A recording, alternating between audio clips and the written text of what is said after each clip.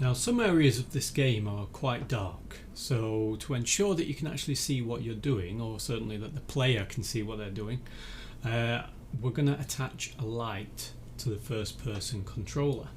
But first of all, let me just switch off the lights and any kind of effects, and let's get a little bit closer to the player. Now, if you actually click on the player, you can see what direction the camera is facing. It's currently facing towards this tree. Okay, so we want a light to be going in the same direction. So let's click Game Object, Light, and it's going to be another spotlight. Okay, it creates it just... Oh, actually, it's probably quite far away, actually. So what we want to do is line up the camera with the player. Out there should be fine, and then we're going to click Game Object and Align with View, and now it ensures that the light is in the right place, and we're just going to move that forward slightly.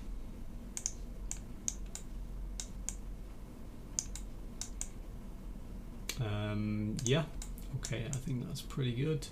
I might even just rotate that up slightly. Okay, there we go. Now currently Spotlight is right down here underneath my assets, and I think the first person controller is all the way up at the top. So what I'm going to do is click on this and edit and copy. Click on the FPS controller and on camera and edit and paste. Okay, and there we go, it actually pastes it into the right place.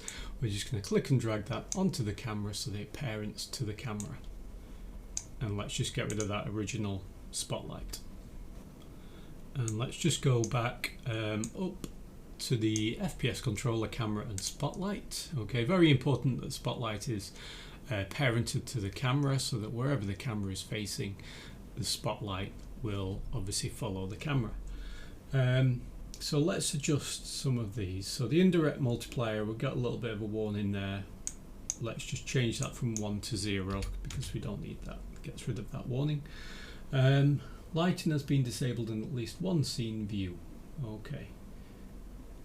It will not be updated. So in other words, we've done it in this scene view. Whatever changes we make, it's just telling us we won't be able to see it in there until we switch that back on again. It's perfectly fine.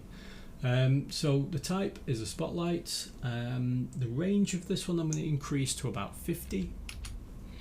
The spot angle around 70 for this one. I want it to be relatively wide. Great. Now the colour, we don't want it to be bright white, so I'm just going to type in an hexadecimal code. We actually want it to be relatively dull. 987D63, which gives us this kind of like a brown colour.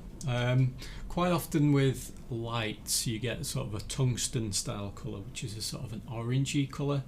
I'm actually going for this relatively dark colour so it doesn't become overpowering. Okay, real time, yep. Intensity, I'm going to increase this to 2. Okay, so it's relatively bright and we can see what we're doing.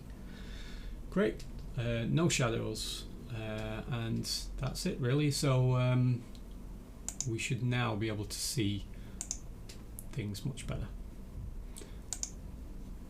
So let me just move around a little bit. I think it's actually quite difficult to see it in this view. You have to kind of play the game in order to really see the effect of this. Okay, so feel free to play the game and to see if this makes a difference, especially when you enter a building.